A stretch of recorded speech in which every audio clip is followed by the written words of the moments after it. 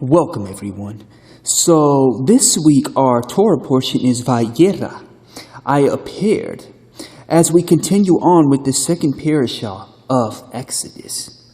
Now, as we open, we start with Yahweh telling Moshe that I am Adonai. I appeared to Abram, Yitzhak, and Yaakov as El Shaddai, although I did not make myself known to them by my name, Yud-Heh-Vah-Heh, Yahweh. But now, I ask you, why is this so? That we know him now as Yahweh, but the three patriarchs, Abraham, Yitzhak, Yaakov, knew him as El Shaddai, or God Almighty. You see, I like to think of it as, well, for the name of El Shaddai, well, in Hebrew, Shad means breast. So I see it as Yahweh nursed the three patriarchs, as he always provided for them, as if a baby to an adult. They knew the parent of El Shaddai, as he led and nursed them as a baby to the milk of the breast of a mother. But they didn't, as we know Yahweh today, know the person as a parent is viewed differently to an adult rather than a child. So say when you grow up, you see your parents different. As a youth, you idolize everything, your mother, your father, you want to be just like them, they're your everything. But as you grow up, you start seeing things differently. You start seeing that all the questions can't be answered by them. You need Yahweh and Yeshua for this. Likewise, that is why you separate from your parents and you become as one with a spouse.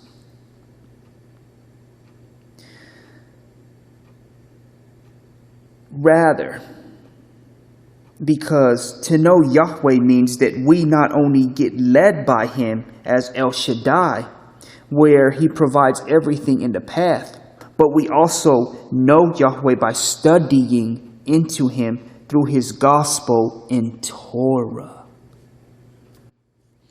And also by keeping every one of his covenants and seeking his answer and guidance in all of our ways and for everything. Because now with Yahweh, not only is he given us the promised land as with El Shaddai, but with Yahweh, we must listen to him and go and conquer the land, knowing that he would have us prevail, though it would take some time. Just like with the children of Israel, once they entered into the wilderness, and throughout the journey, they had to go and do work to conquer the land, but they knew that with Yahweh there, they would conquer the land. Thus, it takes a little work, and Yahweh will guide you on the right path for where you need to be. Now, as we move on, we see in verse 29 that Yahweh told Moshe to do tell Pharaoh, king of Egypt, everything that he told him to say. Now, this here is a major lesson for all of us to abide in. When you see that Yahweh gives us a mission, we are to do all and everything that's in our willpower to make this mission come to pass and to get this completed.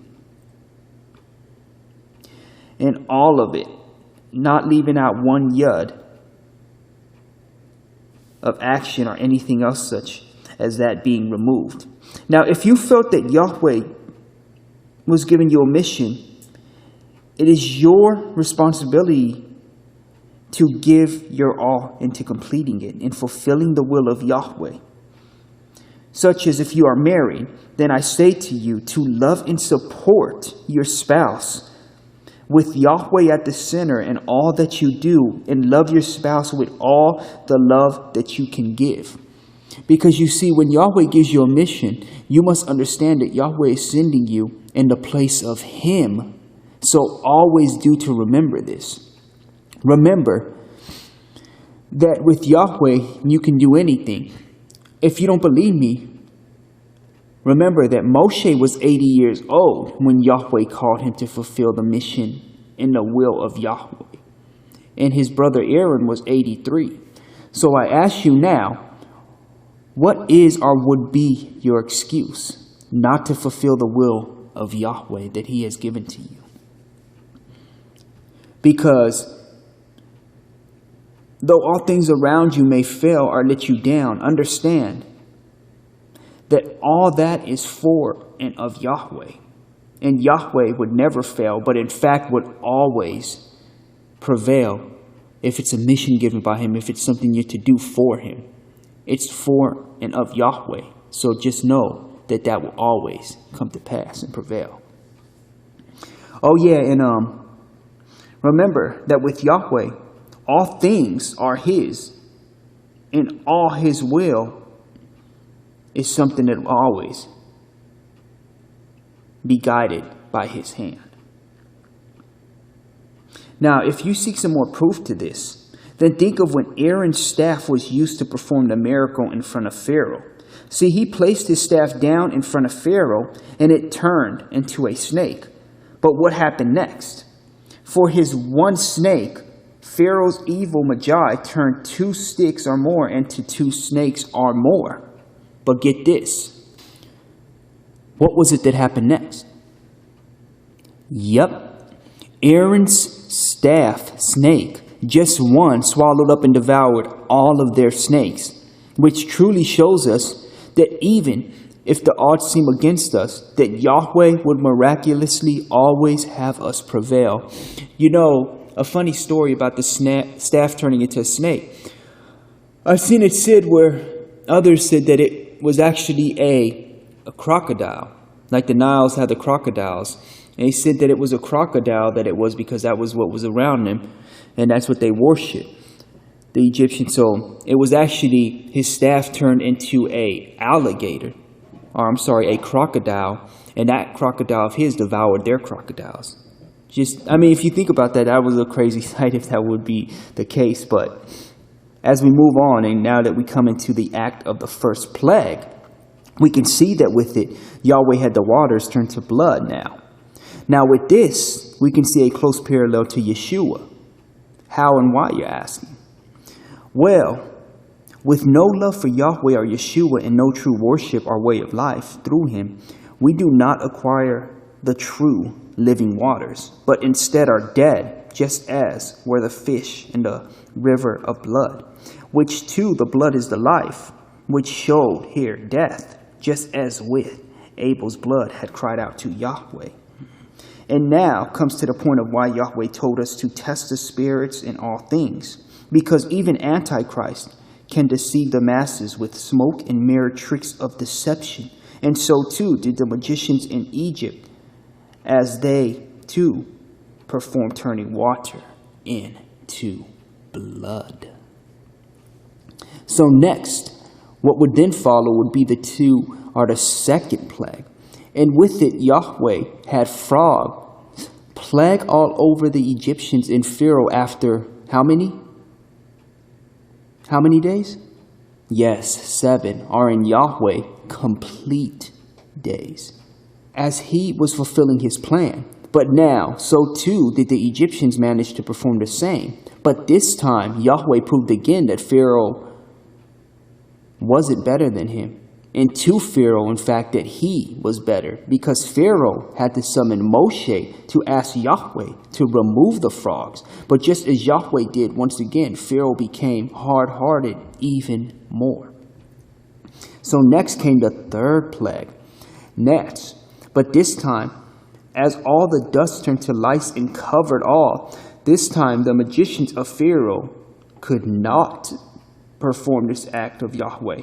But the Pharaoh's magicians now knew that this was the one true God doing all of this. And they told Pharaoh, this is the finger of God. And next came the fourth plague, that of flies, which Yahweh told Pharaoh would not affect his people in Goshen, as he would set it apart. And next, it became time for the fifth plague, the death of all the Egyptians' livestock. And once again came another plague, which was the sixth plague, boils. And once again, following that, the seventh plague See, Pharaoh just never got the lesson. Too hard-hearted, just as many people in the world are today. The 7th plague was hail. But with this plague, some of Pharaoh's men and servants took heed to all that was said in coming, and they brought in their livestock, as they knew that Yahweh was now and always real and in control, and what he said would come to pass would come to pass. Now, what you should know is that many were worshiping false gods, and Yahweh used these 10 plagues to show all that they were worshiping were false gods, as it goes.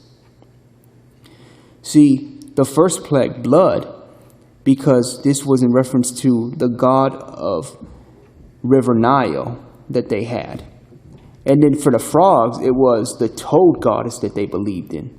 And for the third, lice, it was the god of the earth that they believed in. And for the flies, it was the god of insects they believed in.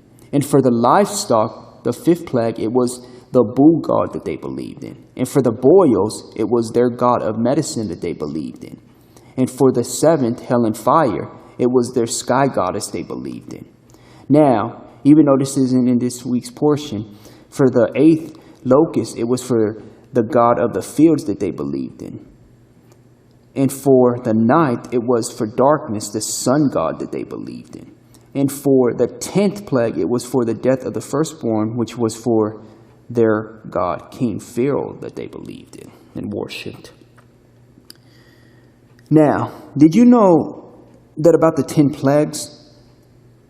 Psalm states that there were actually 7 plagues, which Yahweh used to complete his plan. And you could read this in Psalms chapter 78, verse 44 through 51. And also a second time, which is also in Psalms 105, verse 28 through 36. You should check that out. Now, as with Moshe's rod turning into a snake, well, the staff had Yahweh's name engraved on it. And it also is good to note that when you are in the company of evil, it is easy to become as that company. And if in the company of good, so too could you become good.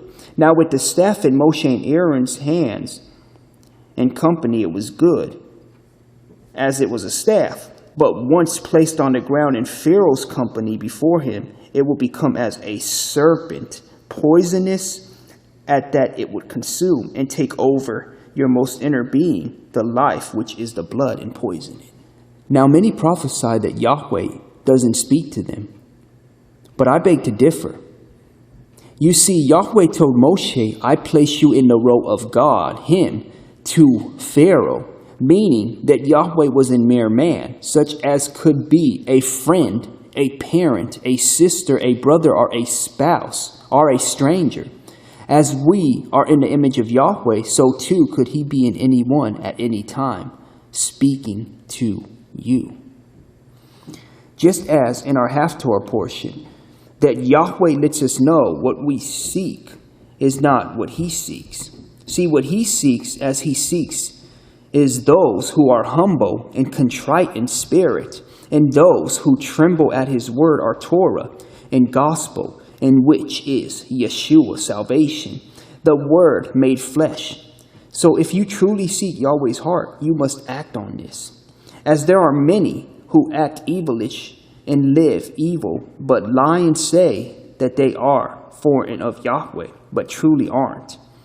It is these who Yahweh does not receive their false worships. Now, as a time is truly coming when all will worship Yahweh, Yeshua, because all who did evil would be of dead bodies that are all available for people to see, of those who rebelled against Adonai. And as we move into the gospel portion, well, you must understand that Yahweh does not want meaningless sacrifice, but instead for us to do as Yeshua did and to show and give mercy and love to the world and care for all around us, as those who do good are with Yahweh's heart, as he knows the real us. And so too know that there will be those who will hate you for doing good, but always, and I repeat to you, always remember that Yahweh seeks good, and he is the one to give life. as your neshama will always live on with him. And now we will have the Aaronic blessing. May the Lord bless you and keep you. May the Lord cause his face to shine upon you and be gracious to you. May the Lord lift up his countenance upon you and give you shalom. This has been a weekly Messianic Torah portion from Following Yeshua Ministries. For more information or for guidance, please visit www.followyeshuanow.com. That's www.FOLLOWYESHUANOW.com.